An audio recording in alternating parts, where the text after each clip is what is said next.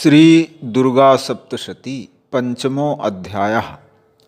देवताओं द्वारा देवी की स्तुति। चंडमुंड के मुख से अंबिका के रूप की प्रशंसा सुनकर शुंभ का उनके पास दूत भेजना और दूत का निराश लौटना।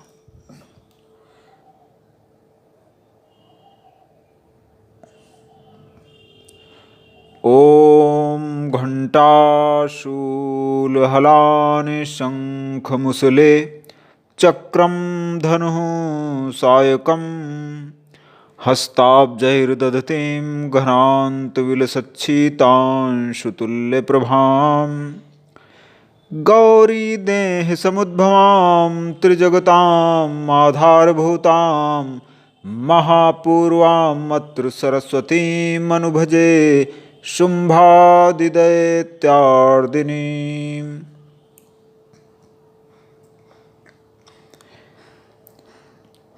ओम। इस उत्तर चरित्र के रुद्र ऋषि हैं, महासरस्वती देवता हैं, अनुष्टुप छंद है, भीमा शक्ति है, भ्रामरी बीज, सूर्य तत्व और सामवेद स्वरूप है। महासरस्वती की प्रसन्नता के लिए उत्तर चरित्र के पाठ में इसका विनियोग किया जाता है। जो अपने करकमलों में घंटा, शूल, हल, शंख, मूसल, चक्र, धनुष और बाण धारण करती हैं, शरद ऋतु के शोभा संपन्न चंद्रमा के समान जिनकी मनोहर कांति है,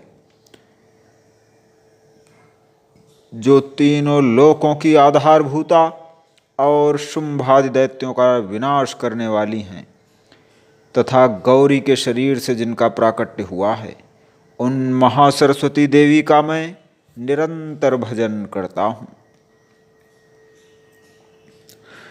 ऋषि कहते हैं, पूर्व काल में शुंभ और निशुंभ नाम के असुरों ने अपने बल के घमंड में आकर इंद्र के हाथ से तीनों लोकों का राज्य छीन लिया।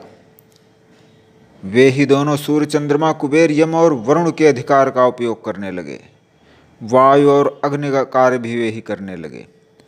उन दोनों ने सभी देवताओं को अपमानित, राज्यभ्रष्ट, पराजित और अधिकारहीन करके स्वर्ग से निष्कासित किया। तब उन दोनों महान असुरों से तिरस्कृत देवताओं ने अपराजिता देवी का स्मरण किया और सोचा कि जगदम्बा ने हम लोगों को वर दिया था कि आपत्ति काल में स्मरण करने पर तुम्हारी आपत्तियों का तत्काल नाश कर दूंगी। ऐसा विचार कर देवता लोग हिमालय पर गए और वहाँ भगवती विष्णु माया की स्तुति करने लगे। देवता बोले, देवी को नमस्कार है, महादेवी शिवा को सर्वदा नमस्कार है, प्रकृति एवं भद्रा को प्रणाम है। हम लोग नियम पूर्वक जगदम्बा को नमस्कार करते हैं, रौद्रा को नमस्कार है, नित्या, गौरी एवं धात्री को बारंबार नमस्कार है। ज्योत्सनामयी, चंद्रूपिणी एवं सुख स्वरूपा देवी को प्रणाम है। शरणागतों का कल्याण करने वाली वृद्धि एवं सिद्ध रूपा देवी को हम प्रणाम करते हैं। नैऋत्य, राजाओं की लक्ष्मी, शिवपत्नी स्वरूपा आप जगदम्बा को बारंबार नमस्कार है। दुर्गा, दुर्गपारा, दुर्गम, संकट से पार उतारने वाली सबकी सारभूता, सर्वकारिणी, ख्याति कृष्णा और धूम्रा देवी को सर्वदा नमस्कार है।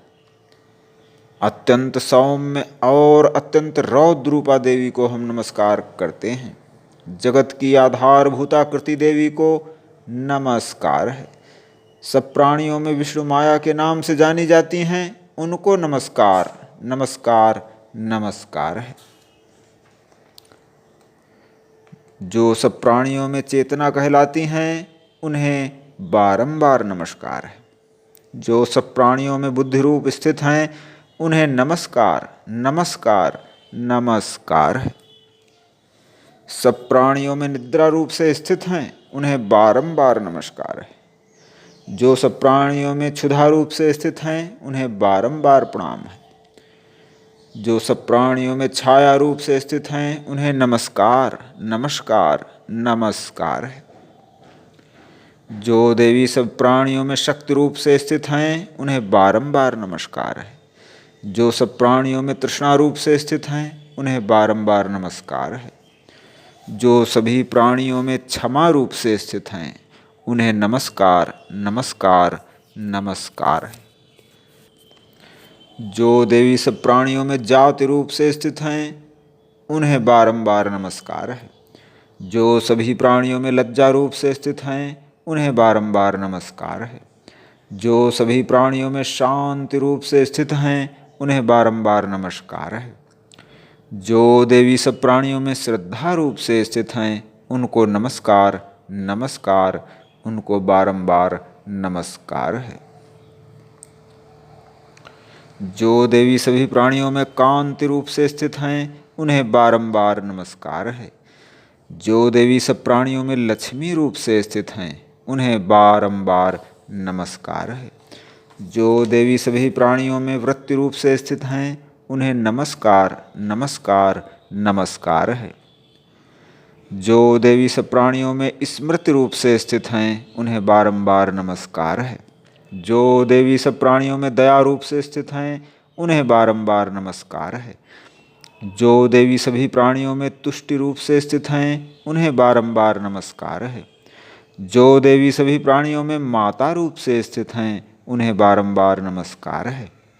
जो देवी सब प्राणियों में भ्रांति रूप से स्थित हैं, उन्हें नमस्कार नमस्कार बारंबार नमस्कार है। जो जीवों के इंद्रिय वर्ग की अधिष्ठात्री देवी एवं सभी प्राणियों में सदा व्याप्त रहने वाली हैं, उन व्याप्ति देवी को बारंबार नमस्कार है। जो देवी चैतन्य रूप से संपूर्ण जगत को व्याप्त करके स्थित हैं, उन्हें बारंबार नमस्कार है। पूर्व काल में अपने अभीष्ट की प्राप्ति होने से देवताओं ने जिनकी स्तुति की तथा देवराज इंद्र ने बहुत दिनों तक जिनका सेवन किया, वो कल्याण की साधनभूता ईश्वरी हमारा कल्याण और मंगल करें तथा सारी आपत्तियों का नाश कर डालें। उद्दंड दैत्यों से सताए हुए हम सभी देवता जिन परमेश्वरी को इस समय नमस्कार करते हैं, जो भक्ति से विनम्र पुरुषों द्वारा स्मरण की जाने पर तत्काल ही संपूर्ण विपत्तियों का नाश कर देती हैं, वे जगदम्बा हमारा संकट दूर करें। इस प्रकार जब देवता स्तुति कर रहे थे, उस समय पार्वती देवी गंगा जी के जल में स्नान करने के लिए वहां आईं। उन सुंदर भौहों वाली भगवती ने देवताओं से पूछा, आप लोग यहाँ किसकी स्तुति करते हैं?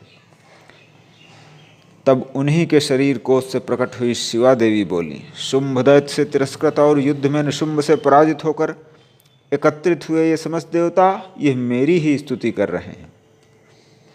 पार्वती जी के शरीर कोश से अंबिका का प्रादुर्भाव हुआ था, इसलिए वे समस्त लोकों में कौशिकी कही जाती हैं।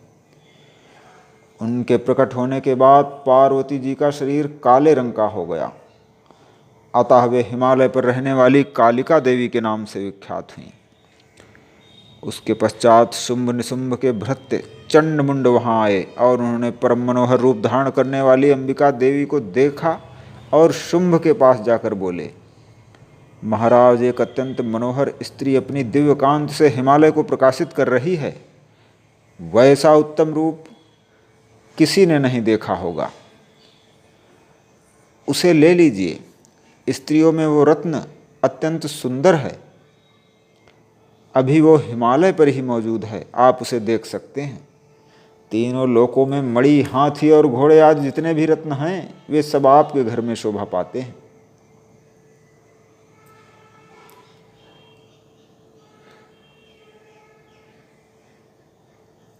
स्वर्ण की वर्षा करने वाला वरुण का छत्र आपके घर में शोभा पाता है। यह श्रेष्ठ रथ प्रजापति के अधिकार का था, अब आपके पास मौजूद है। मृत्यु की शक्ति भी आपने छीन ली है। वरुण का पास, समुद्र के रत्न आपके भाई निशुंभ के अधिकार में है। आपने सभी प्रकार के रत्न एकत्र कर लिए हैं। यह स्त्रियों में रत्न रूप कल्याणमयी देवी इसे अपने अधिकार में कर लेते। चंडमुंड का यह वचन सुनकर शुंभ ने महादैत्य सुग्रीव को दूत बनाकर देवी के पास भेजा और कहा कि उसे शीघ्र यहाँ लेकर आओ। वह दूत पर्वत के अत्यंत रमणीय प्रदेश में देवी के पास गया और मधुर वाणी में बोला, देवी, दैत्यराज शुंभ तीनों लोकों के परमेश्वर हैं। मैं उन्हीं का भेजा हुआ दूत, उनकी आज्ञा से तुम्हारे लिए संदेश लाया हूँ, उसे सुनो।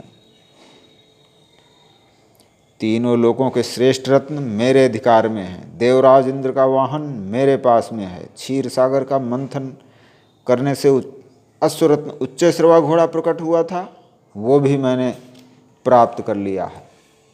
सुंदरी, जो भी रत्नभूत पदार्थ देवताओं, गंधर्वों और नागों के पास थे, सब मैंने अधिकार में कर लिए हैं।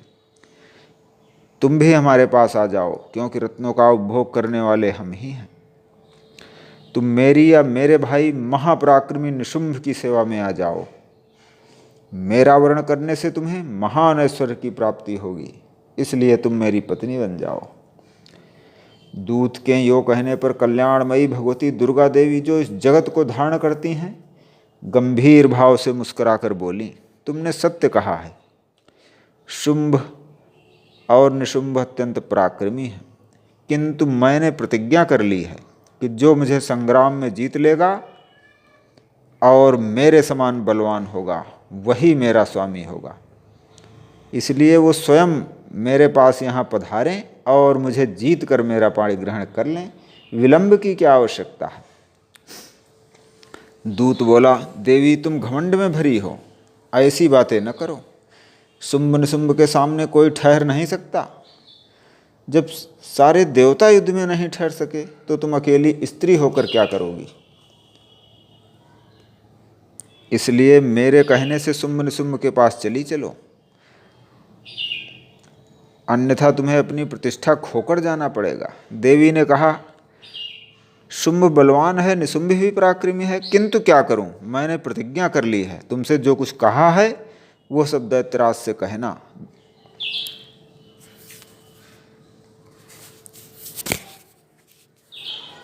षष्ठो अध्यायः धूम्रलोचन वध। ध्यान। ओम नागाधीश्वर विष्टराम फणिफणोत्तम सौरुरत्नावली भास्वदेहलताम दिवाकर निभाम नेत्रत्रयोद्भासिताम माला कुंभ कपाल नीरजकराम चंद्रार्धचूड़ाम पराम सर्वज्ञेश्वर भैरवांक निलयाम पद्मावतीम चिंतये। मैं सर्वज्ञेश्वर भैरव के अंक में निवास करने वाली परम उत्कृष्ट पद्मावती देवी का चिंतन करता हूँ। वे नागराज के आसन पर बैठी नागों के फड़ों में शोभित होने वाली मणियों की विशाल माला से उनकी देहलता उद्भासित हो रही है। सूर्य के समान उनका तेज है, 3 नेत्र उनकी शोभा बढ़ा रहे हैं। हाथों में माला कुंभ कपाल और कमल लिए हुए हैं और मस्तक में अर्धचंद्र का मुकुट सुशोभित है। ऋषि कहते हैं, देवी का यह कथन सुनकर दूत को बड़ा अमरस हुआ और उसने दैत्यराज के पास जाकर सब समाचार कह सुनाया। दैत्यराज कुपित हो गया और दैत्य सेनापति धूम्रलोचन से बोला, धूम्रलोचन शीघ्र अपनी सेना लेकर जाओ और उसके केस पकड़कर घसीटते हुए बलपूर्वक यहाँ ले आओ। जो कोई भी उसकी रक्षा करने के लिए खड़ा हो उसे अवश्य मार डालना। शुंभ के आज्ञा देने पर वो धूम्रलोचन दैत्य 60,000 असुरों की सेना साथ लेकर वहां से चलकर हिमालय पर रहने वाली देवी को ललकार कर कहा, अरे शुंभ निशुंभ के पास चल, नहीं चलेगी तो घसीटते हुए ले चलूंगा। देवी बोली, तुम्हें दैत्यों के राजा ने भेजा है, स्वयं भी बलवान हो, विशाल सेना भी है, अगर ऐसे ले चलोगे तो मैं क्या कर सकती हूँ। ऋषि कहते हैं, देवी के यों कहने पर असुर धूम्रलोचन उनकी ओर दौड़ा। तब अंबिका ने हुम शब्द के उच्चारण मात्र से उसे भस्म कर दिया। फिर तो क्रोध में भरी हुई दैत्यों की विशाल सेना और अंबिका में एक दूसरे पर तीखे सहायकों, शक्तियों और फरसों की वर्षा आरंभ कर दी। देवी का वाहन सिंह क्रोध में भरकर भयंकर गर्जना करके गर्दन के बालों को हिलाता हुआ असुरों की सेना में कूद पड़ा। कुछ दैत्यों को पंजों की मार से, कितनों को अपने जबड़ों से और कितने ही महादैत्यों को पटक कर ओंठ की दाढ़ों से घायल करके मार डाला। अपने नखों से कितनों के पेट फाड़ डाले और थप्पड़ मारकर कितनों के सिर धड़ से अलग कर दिए। कितनों की भुजाएं और मस्तक काट डाले और अपनी गर्दन के बाल हिलाते हुए उसने दूसरे दैत्यों के पेट फाड़ कर उनका रक्त चूस लिया। क्रोध में भरे हुए देवी के वाहन उस महाबली सिंह ने क्षण भर में ही असुरों की सारी सेना का संहार कर डाला।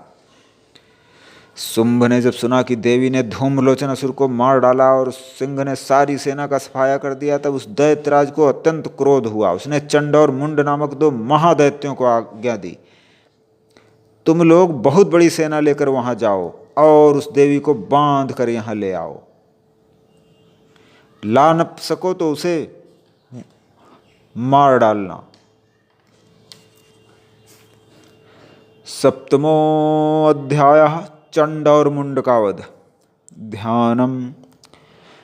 ओम ध्यायेयं रत्नपीठे शुककलपठितं शृण्वतीं श्यामलांगीं न्यस्तैकांघ्रिं सरोजे शशिशकलधरां वल्लकीं वादयन्तीं कहुलाराबद्धमालां नियमितविलसच्चोलिकां रक्तवस्त्रां मातंगीं शंखपात्रां मधुरमधुमदां चित्रकोद्भासि भालां।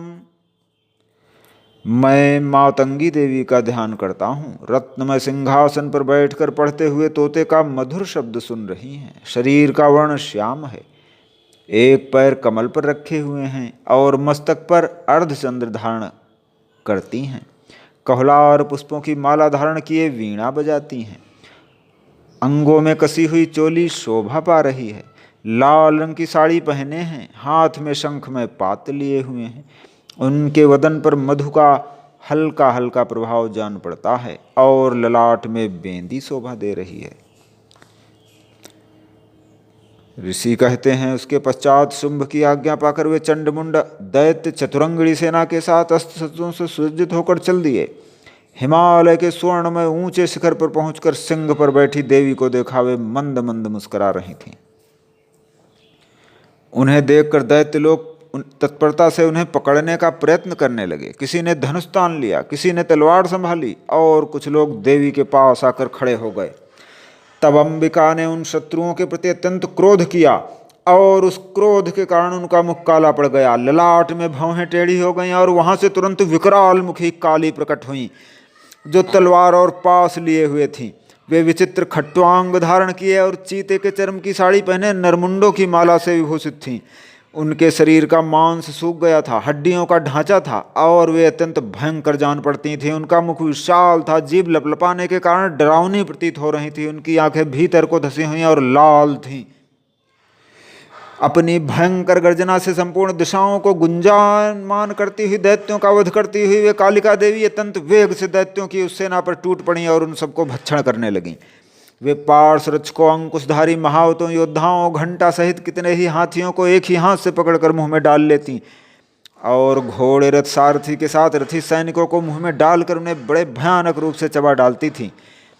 किसी के बाल पकड़कर, किसी के गला दबाकर पैरों से कुचल डालती, किसी को छाती के धक्के से मार डालती और असुरों के शस्त्रों को मुंह से पकड़कर दांतों से पीस डालती। उन्होंने बलवान एवं दुरात्मा दैत्यों की सारी सेना रौंद कर खा डाली। कितनों को मार भगाया, कोई तलवार के घाट उतारे गए, कोई खट्वांग से पीटे गए और कितने ही दसुर दांतों के अग्रभाग से कुचले जाकर मृत्यु को प्राप्त हुए। देवी ने असुरों की उस सारी सेना को क्षण भर में मार गिराया। यह देख चंड उनकी ओर दौड़ा और महादैत्य मुंड ने भयंकर बाणों की वर्षा करी। तब भयंकर गर्जना करने वाली काली ने अत्यंत रोष में भरकर विकट अट्टहास किया। देवी ने बहुत बड़ी तलवार हाथ में लेकर हं का उच्चारण करके चंड पर धावा किया और उसके केस पकड़कर उसी तलवार से उसका मस्तक काट दिया। चंड को मारा गया देख मुंड भी उनकी ओर दौड़ा। भयानक पराक्रमी चंड और मुंड को मारा गया देखकर मरने से बची हुई बाकी सेना भय से व्याकुल होकर चारों ओर भाग गई। काली ने चंड और मुंड का मस्तक हाथ में लेकर चंडिका के पास जाकर प्रचंड अट्टहास करते हुए कहा, देवी, मैंने चंड और मुंड नामक इन 2 महापशुओं को तुम्हें भेंट किया है। अब युद्ध यज्ञ में तुम शुंभ और निशुंभ का स्वयं वध करना। वहां लाए हुए उन चंड मुंड नामक महादैत्यों को देखकर कल्याणमयी चंडी ने काली से मधुर वाणी में कहा, देवी, तुम चंड और मुंड को लेकर आई हो, इसलिए संसार में चामुंडा के नाम से तुम्हारी ख्याति होगी। इस प्रकार श्री मार्कंडेय पुराण में सावर्णिक मनवंतर कथा अंतर्गत देवी महात्म्य चंड मुंडोध नामक 7वां अध्याय पूरा हुआ।